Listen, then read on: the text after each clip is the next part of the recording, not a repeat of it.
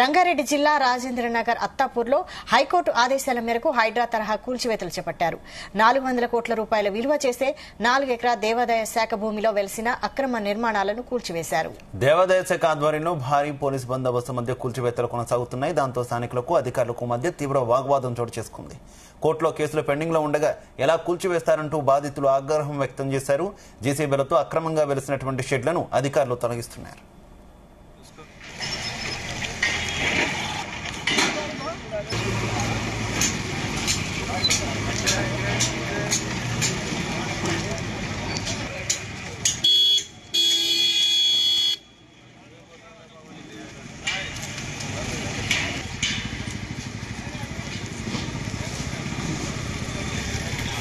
అనంత పద్మనాభ స్వామి ఆలయానికి సంబంధించిన భూమిగా గుర్తించారు. పలుమార్లు నోటీసులు జారీ చేసినా స్పందించకపోవడంతో కూల్చివేసినట్లు దేవాదాయ శాఖ అధికారులు వివరించారు.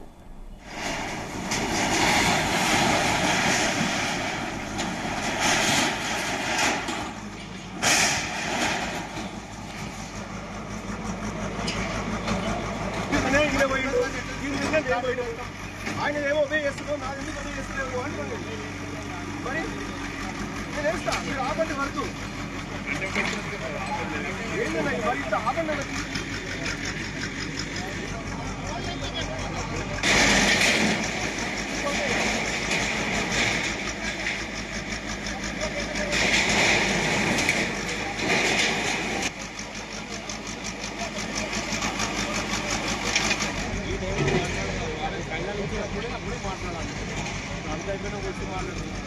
ఆ రోజు కూడా వచ్చి మాట్లాడినప్పుడు మీరు కైలం తీసుకొచ్చి అదే సార్ చెప్పాను. అవును సార్, మేమేమన్నా అన్నామా?